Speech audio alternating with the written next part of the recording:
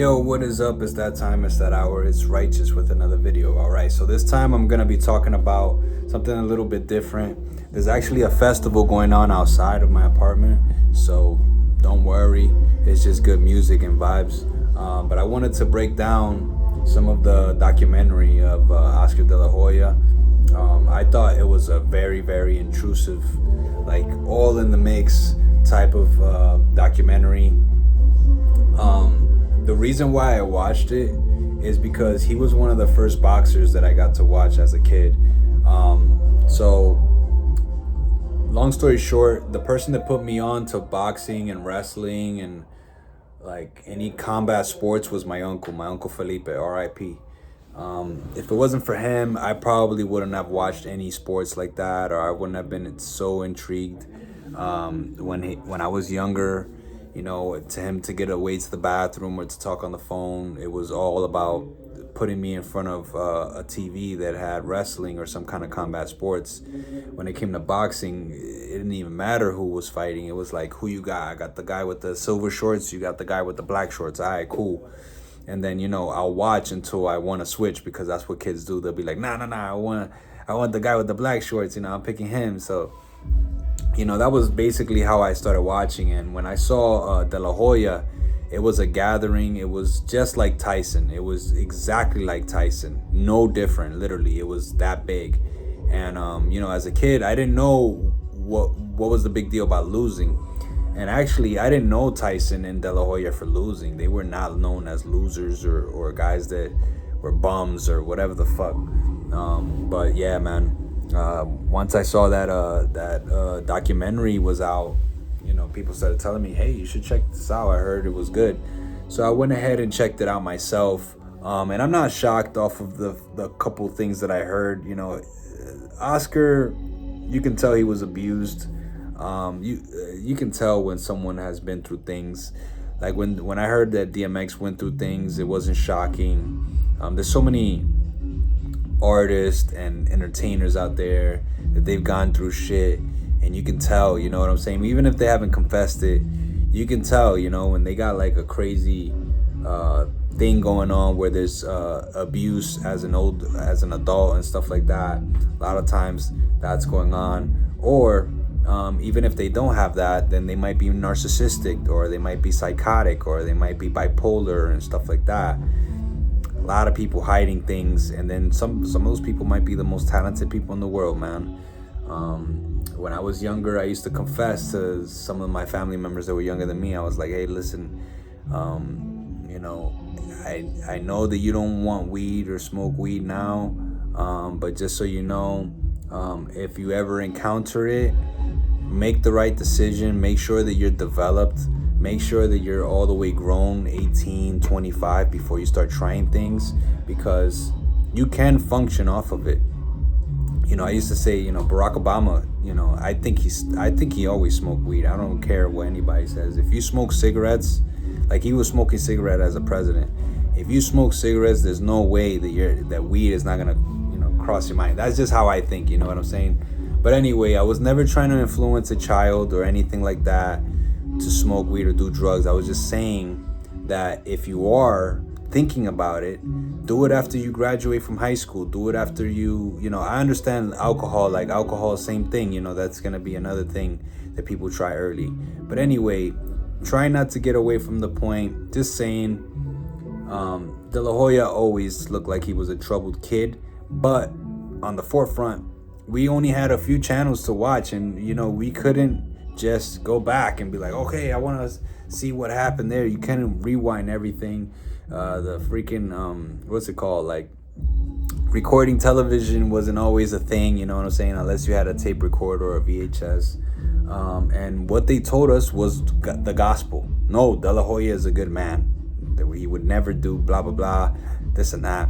And I didn't even know that he had rape allegations. That was trippy. But you know, it's gonna happen. He's a celebrity, and it looks like he's not in trouble for it. So, you know, it is what it is. But at the end of the day, that's troublesome, man. He's got an empire going on. Excuse me. This man has lots and lots of demons, an insane amount of demons. I think he's never gonna be okay. But anyway, if you did watch it, then you know there's 2 episodes there and they were kind of different.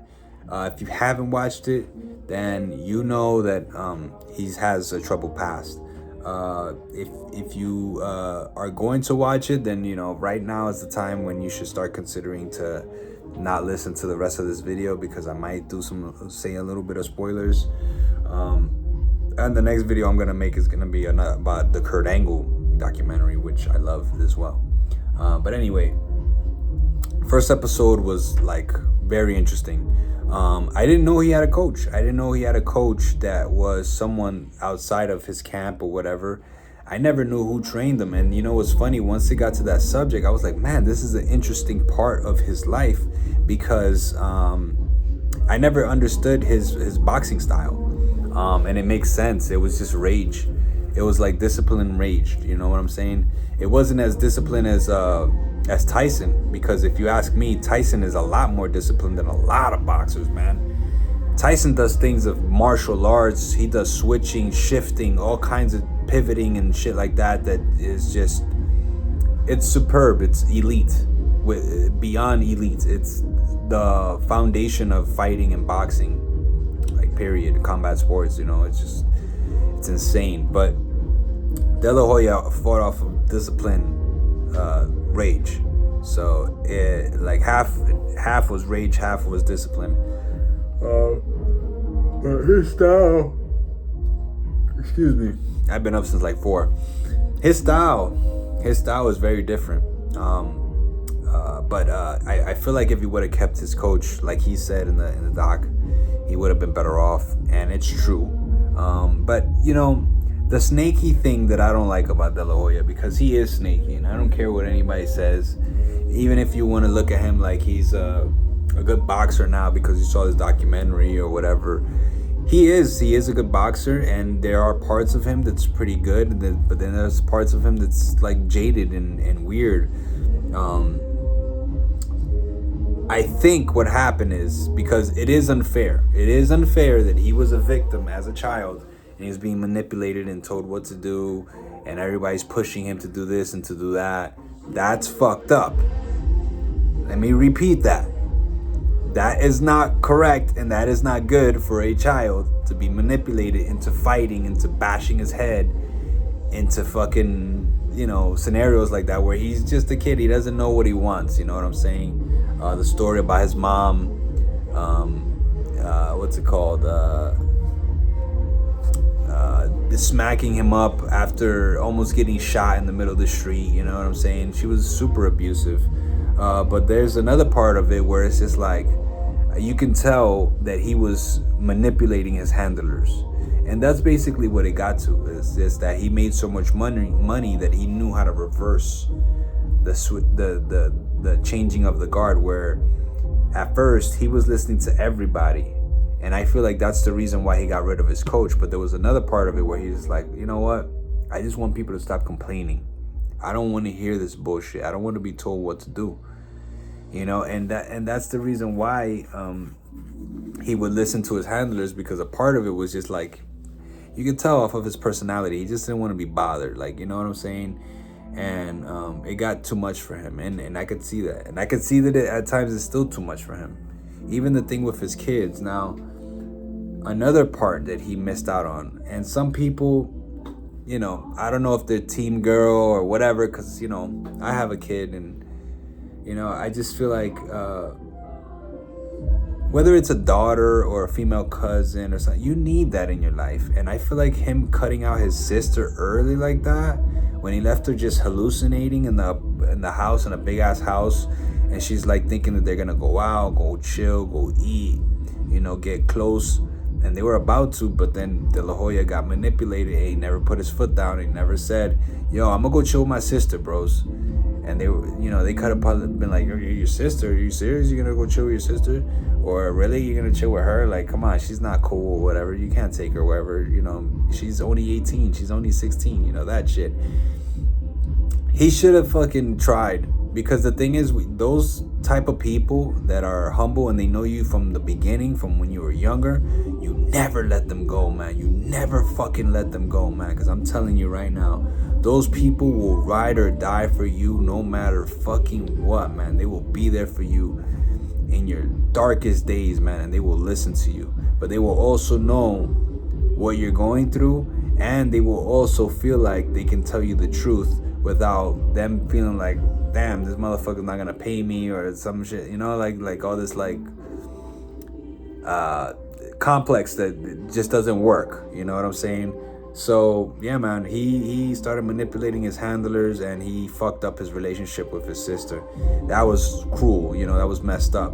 The fact that his son, you know, fuck, man, that Devin son of his, the son Devin, I felt for that kid because, you know, my daddy, me and him had issues in the past, and I don't like to publicize my stuff, but like, you know, you never want your child to feel unwanted. You know what I'm saying? And I know he had trouble with his dad and stuff like that, but that's not cool, man. What he did to him was messed up, and to be honest, I feel like the reason why he did that was because he was literally being a coward. He was on drugs. He probably was on a whole bunch of shit going on, and he just wanted to fight. He wanted to make his money, and he was probably sending money to his mom and stuff. But when they met after he was 16, 17 years old, if he's crying at that age, man, you fucking burned that kid, man. You iced him hard, man. And that, you know, that to some people, they will never forget you. They will never forgive you, I'm saying. They will never fucking forgive you, ever. Ever. I know some people that if they watching that, they will never fucking forgive them. Like, hell no. You don't do that to a kid. But something is missing there, you know what I'm saying? And you watch the interviews now, he's saying he doesn't need therapy. He what's it called? He wasn't supposed to be in rehab, and they, yo, come on, bro, come on, man, don't say that, because you don't know if tomorrow you might need to go. You don't know if tomorrow you need to go to rehab or you do something stupid. And then last but not least, he's saying, you know, the fact that he loves his wife and blah blah blah, and that he hasn't cheated on her, and that this is the first time that he has a woman he doesn't have the urge to cheat on her. Bro, that's not something that you should fucking bring up like that. Not in that fashion. He's so Hollywood. It's crazy. He's super duper Hollywood. He is one of the first athletes I've noticed that he is like ultra like Hollywood actor, USA, like that, like super Cali way of thinking, this artificial style of thinking. And you know, his wife, she's pretty and all that, and you can tell that she's a little artificial, but man, bro, that's not something you bring up, because it's not an achievement to say that you don't feel like cheating on your wife. That is between you and your wife. You don't have to tell the public that.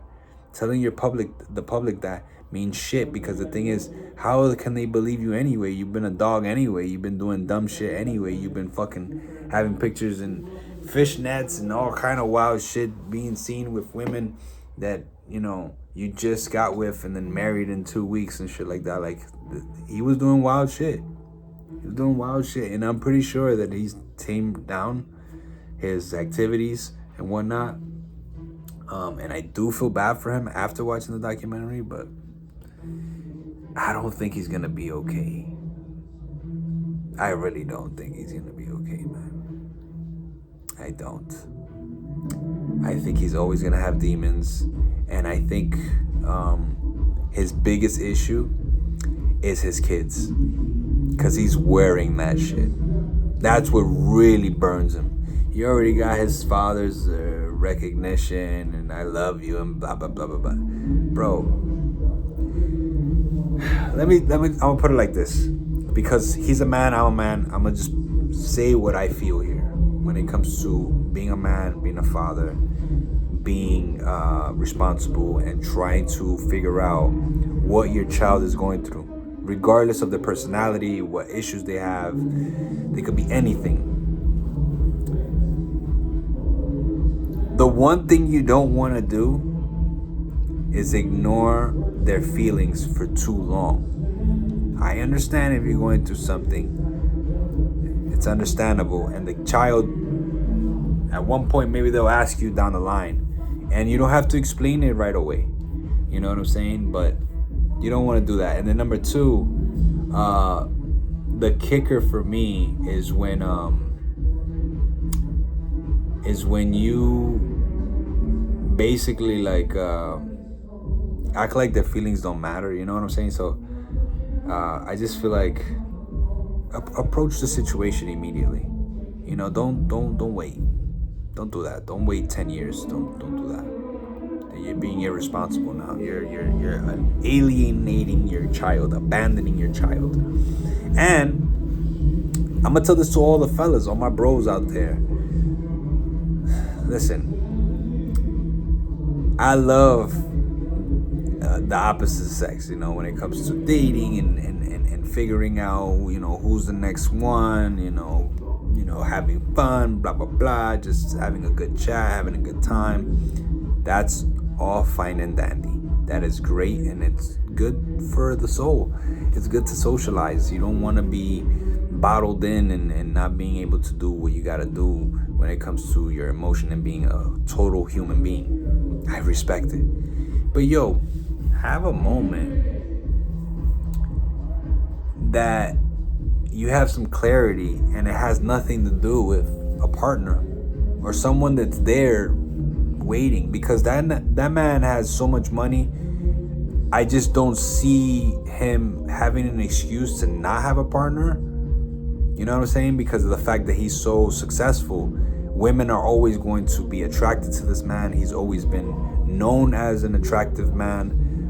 Not every single woman knows about the fishnets and things like that. And to be honest with you, that is the least of his problems when it comes to women, because they know that he has money, and that supersedes anything. It's gonna supersede a lot of things, to be honest. But when you have that much money, you can take some time back and just be like, you know what? Let me get like a year or two with no partner, 0 partners. And I'm talking to my red pill dudes. I'm talking to the guys, the men that watch this video. Let me go a few years or a year or two with just no partner, 0 partners, 0. I mean, okay, once in a while, have fun, blah, blah, blah, blah, do what you gotta do. 0 partners though, like no one saying, yo, this is my man, blah, blah, blah, we're gonna get married. That's the shit. It looks like he's so used to these fucking leech style women that he's just infatuated with that shit. He doesn't know how to do it. And I think, and this is all honesty, tell me if I'm lying, the men that watch this video, the people that are subscribed to this, the guys that are subscribed to this, tell me if I'm lying. How are you gonna tell me that that's not replacing the child? I understand you're going through something. You need a best friend. Because that's what he calls his best friend. I get it. I've been there. I know what that's like. But you cannot replace that. It's not the same. And then when you do that to the child has no idea what the fuck's going on. You know what I'm saying? They can understand, okay, my dad needs love. But what about my love? What about his love for me? You know, is it equal? Is it the same? It shouldn't be. It should be categorized. Okay, my time for my kid, blah, blah, blah. My time for me. So I'm telling you, a child's joy is unmatched. You cannot compare the two, of being in love with the opposite sex or whatever the hell you're into, and a child's joy or a child's love, and vice versa, where you're showing the child love and the child is showing love to you and respect to you. It's not the same. It's not the same. So with that being said, I just want to say I think that the documentary was like a 7.5 because what they missed out on is the legendary boxing part of De La Hoya. He showed too much of family issues and his thought process and why this and why that. It was very like an excuse style of documentary, like journalism and opening up. I think he fucking went too deep into that shit. And that's because if he has a lot of guilt. So I understand it. But if he makes another video, and I hope you're watching this, De La Hoya, you need to bring out more of those legends. I like that you had Bernard Hopkins there. I like that you had Bob Arum there. I like that you had the coach there. I like that you had your best friend Eric there. I like that you had your ex-wife and blah, blah, blah. I liked all that. But we needed more boxing people there. You know what I'm saying?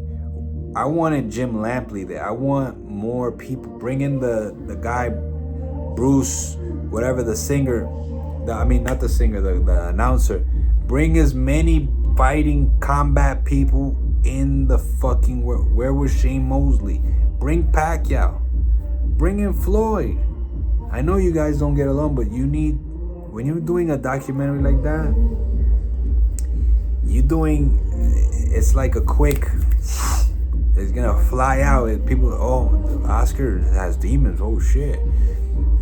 Okay, some people don't know that, that's fine. But if you make another movie, I was gonna say DVD, if you make another movie, make it about your legendary status and just that. Stick to that. Boxing fans don't care about all this shit. Yeah, we care about the ins and outs and the problems and the ups and downs and the alcohol and blah, blah, blah. But we want to know the achievements. You know what I'm saying? And I guess in that documentary, it was not the time for that. But anyway, I'm going to be signing off. I got another video to make. Much love to you guys. I hope that you guys don't look at me in a different light now. But, you know, I'm a father, so I just had to say what I had to say. And much respects to you guys. I hope you like the video that I made for you, and I hope that you like the documentary, man. I'm gonna be tuning in. Much respects. Peace out, and let's try to keep boxing alive.